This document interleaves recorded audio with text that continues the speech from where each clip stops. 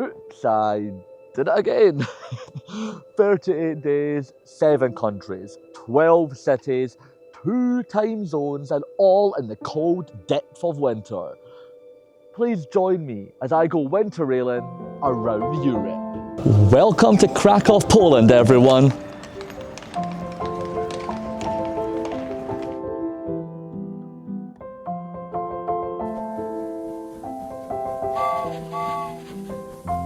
Hello everyone, I am Lewis, you are watching Lost in Travel, and 2 years ago I had finished my uni degree, packed my bags and headed out to explore 13 of Europe's finest. Since that trip finished, I had vowed I will do it again. Fast forward to now, and I have booked an Interrail pass, headed out to Europe, and here I am on day 1 of my Winterrailing adventure. So the first thing we're doing here in Krakow is we've actually left Krakow.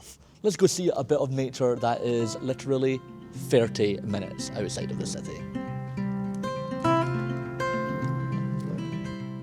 I don't say much these days, scared I might get away. If I ramble too long, the opinion's too strong, so I don't say much these days.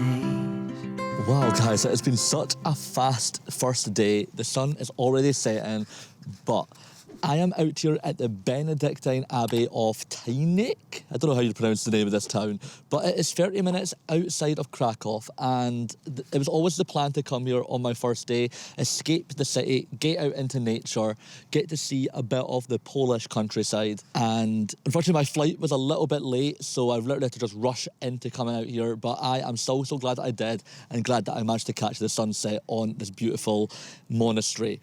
This was put together by the Benedictine monks way back in the day, and it is a marvel. It sits on top of a lovely cliffside looking out onto this river, and it is so calm. One of my goals while interrailing this time around is to make sure I go out and visit a lot of the countryside. In each place I visit, I want to leave the city, go and see some of the nature, and I've already done that for Krakow, so a big tick right there.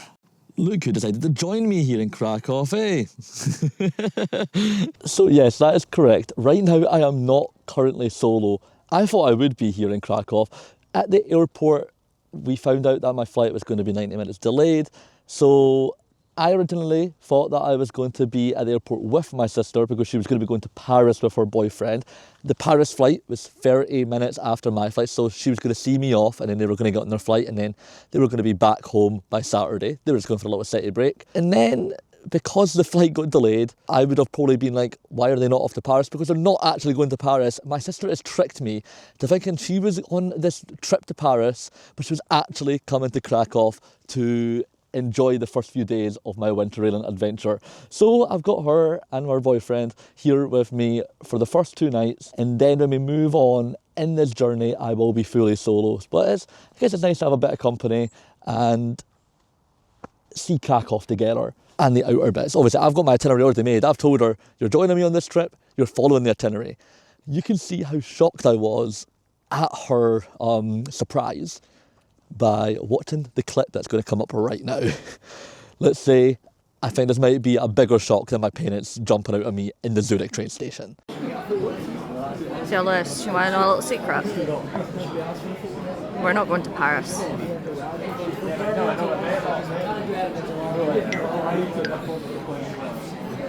We're actually coming to Krakow. No, you're not.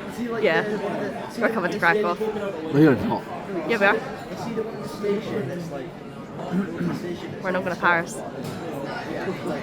What? That's a lie. No. That's a lie. No, we're coming to Krakow. You have to show me the proof on the... Yeah, I'll show you proof. But yeah, we're going to Krakow. This is not a lie. No, we are. Show me proof of that. Alright. So yeah. What? We're actually Galway. How have you managed to keep that a secret? Wait, you're not going to Paris anymore? No, we were never going to Paris. But everyone thinks you are. No, they don't. We've told them. We just faked you. Why do you think I was being so like blunt to you about all my stuff? I'm so confused right now. Why are you coming to Krakow for free? Because it was cheap. And you're there till the Saturday. Yep. So you're coming out to this cathedral with me? No, we're not doing that. We got a full moon for our first night here. Wow, you couldn't have asked for a better day than this. I'm loving it, guys.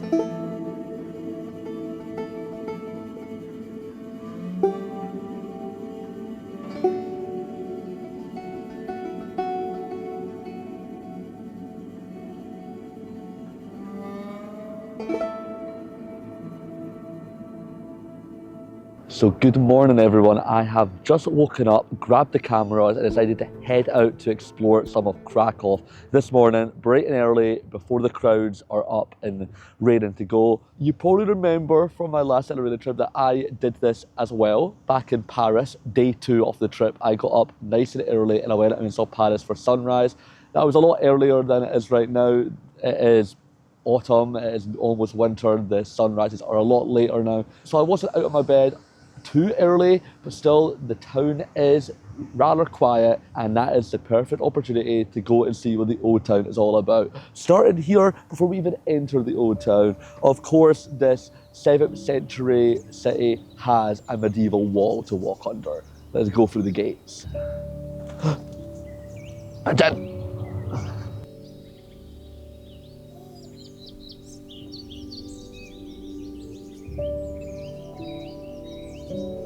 What a sight.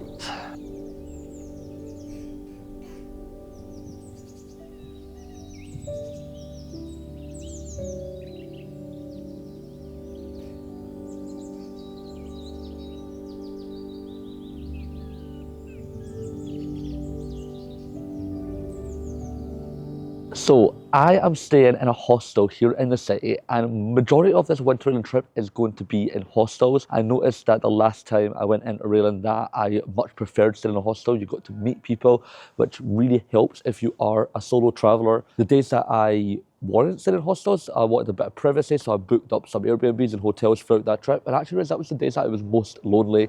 So majority of the time on this trip I am going to be staying in hostels, so I probably won't be showing where I'm staying, just out of respect for the people in the dorm. I'm not going to do much filming or anything inside the hostels.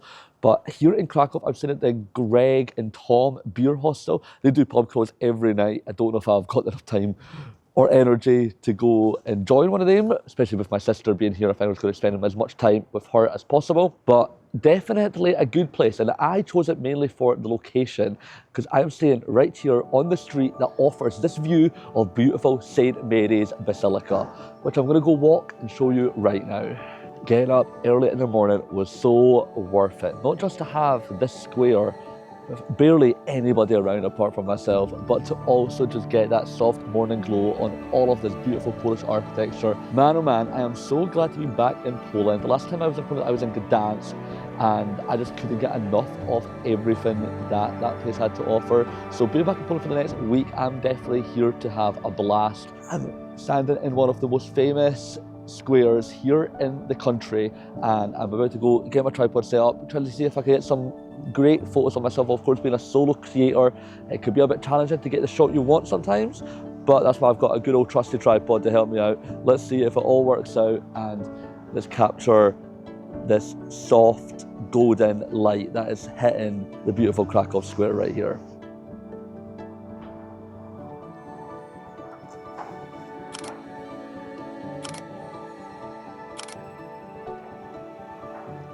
So guys, I am currently standing in one of the oldest medieval squares here in Europe, and apparently you can fit 10 football pitches into this bad boy.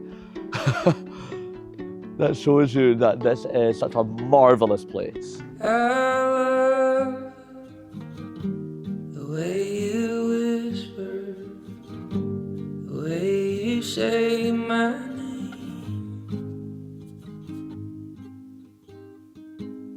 Every word, a quiet anchor, me in Oh, there we go again. So I've headed back out and I don't know what's happened since the morning and since having breakfast. I've only been back in the hostel for like an hour and then I came back out and now the whole of Krakow is covered in some, not very thick fog, but a very light touch of fogginess to the whole place. But that means that my shots of this castle are going to have to wait. We're right here at the Wawel Castle. I'm going to maybe go into it first, wait for the fog to die down, and then we will see if we can get some remarkable views. But I'm going to head in. I don't think it costs that much, so let's go see what Wawel Castle looks like from the inside. It's also quite a cold one today. I can't believe I'm saying this. This is day 2. I've already got the gloves on. I thought these were not going to come out until at least the Baltics, but if I'm already wearing the gloves, what is Lapland going to be like in a couple of weeks' time? But there is a spot you can go and stand at if you want to maybe warm up here in Krakow during the winter time. And that is the Wawel Dragon. Because this dragon statue actually breathes fire every 5 to 10 minutes. So go and watch it. It's not that spectacular. Maybe even better at night, but maybe you can get a little bit of warm up from the flames. The myth of this dragon is that there's a legend that back in the day, the area of Krakow was getting terrorized by this creature until a clever shoemaker decided to take it down. I don't know how a shoemaker knew that he could have the willpower to take down a dragon, but he did, and Krakow thanked him for it by putting up a statue of the enemy that he took down. And yeah, it breathes fire.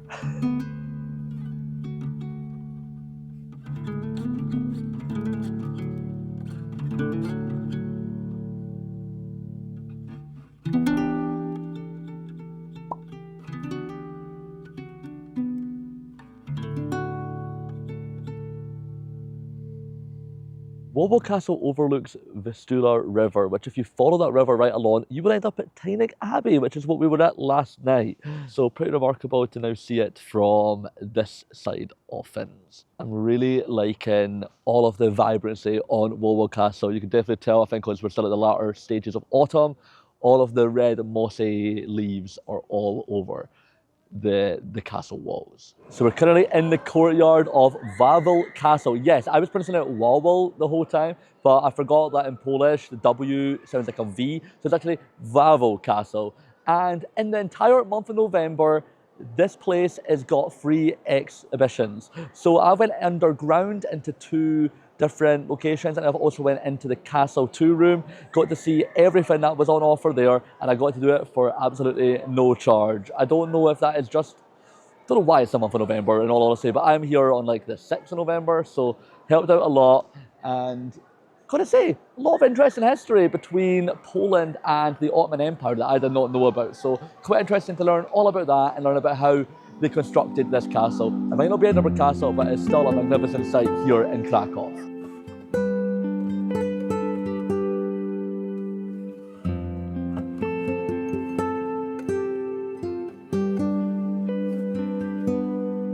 Since I planned this trip, I have vowed that I'm going to try some national dishes here. And starting in Krakow, it's a must to try some pierogi. So pierogi is meat dumplings. I don't know what the meat is, and it looks like it's got little bacon bits sprinkled on top. Smells really delicious. We just halved it because we didn't know if we were going to like it or not. But I've been wanting to try this for a long time. So let's cut in. Smells really nice.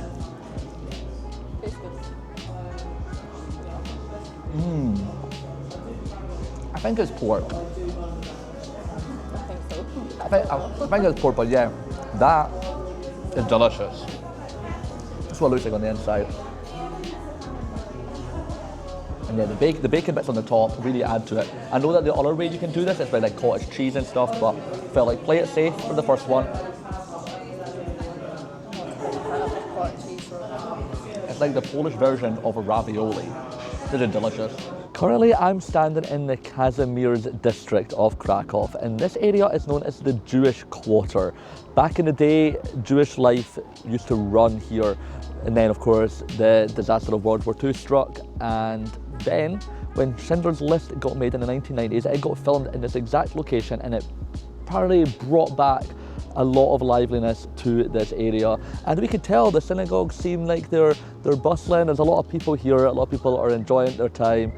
in this town. And of course, I went and tried some of the traditional Polish cuisine here, pierogi, had a cherry vodka shot as well, and had an apple pie. So I am really immersing myself in the Polish culture right here in the Kazimierz district.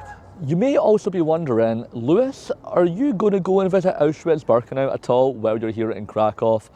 And the answer is no. But not because I don't want to, because I have actually already been to Auschwitz before. A couple years ago, actually, maybe a lot longer than a couple years ago now. I was in S5 or something when I done this. 2018? Yeah, 2018. I actually came to Krakow before. I've not been in the city, but I got a flight to Krakow airport with the school. I got nominated to go. I don't know if it was the Polish surname or maybe because I told him that my papa was Polish and I wanted to come to Poland before he passed away. He actually passed away about 5 years after, so go me, I got a free trip out of it. But the trip was to go to Auschwitz, and I got to see what life was like there. And let's say I just do not want to go back. What I saw there was really, really grim. I know that you've got to go see it, even if you don't want to go see it. It is definitely one of those things that you should go and visit, just to really take it in firsthand what they did there, but it's nothing I would volunteer to go back and do. So I'm not actually going to go do it, but my sister and her boyfriend Connor, they're actually going to go and visit Auschwitz tomorrow, and I've been telling her to just be ready for what she's going to see. Like, it takes a strong kind of person to go and see a place as horrific as that concentration camp. But I just thought it would be a good place to tell you right here in this Jewish district, because you can see that it has to stop this place from thriving once again. So you just don't let the oppressors oppress. We've really got to learn from history and stop something like that from happening ever again.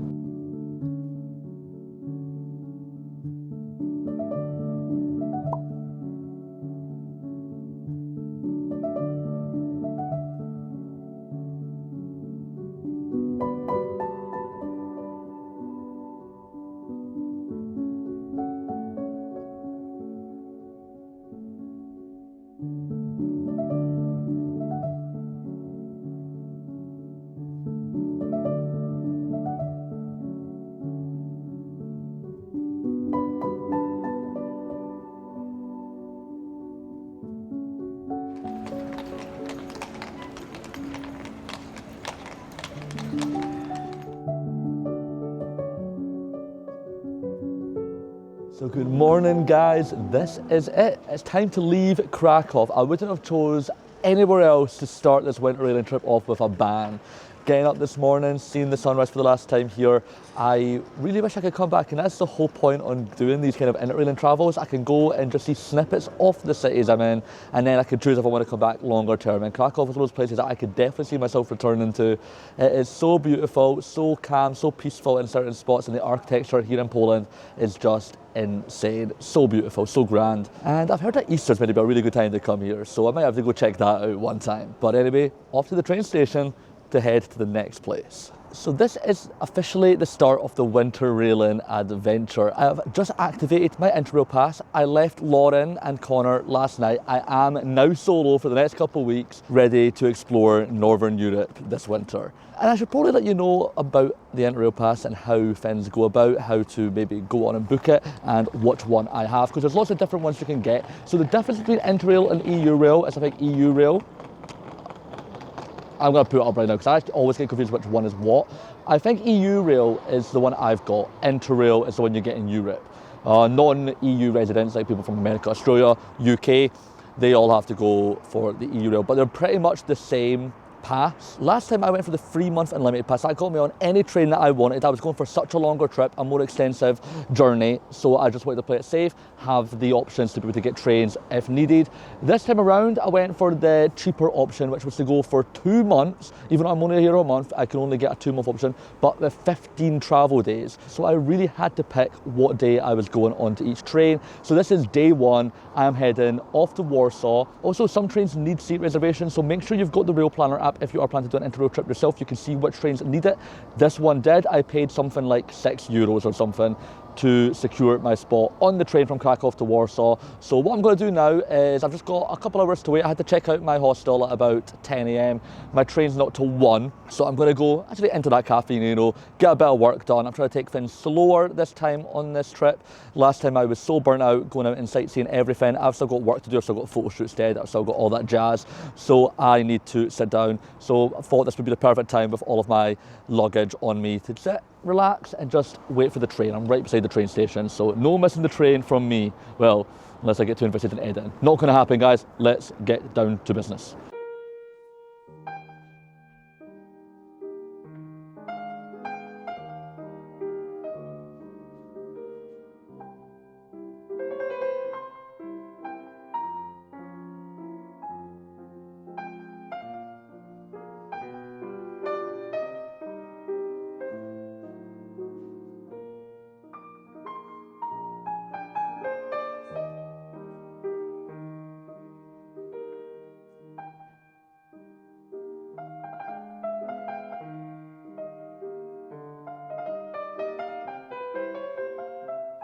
And welcome here to Warsaw, everyone. I am now in the capital of Poland, ready for the next bit of the journey. So thank you all for watching. I hope you did enjoy this video. If you did, guys, drop a like, share with your family and your friends, and subscribe to stay tuned to what we're going to be doing here in the Polish capital. All right, peace out, guys. Take care. Have a great rest of your day. Get that Interrailing trip booked, especially in winter. God, I'm having so much fun. I don't know what it's going to be like though when we're going to be 20 degrees colder, but that's all going to be coming up in the next coming weeks, guys. All right, peace out once again, and I'll see you all later. Bye. Come fly away with me. Imagine all the things that we could see. Yeah, don't you know that life's a dance? Come take my hand and fly away.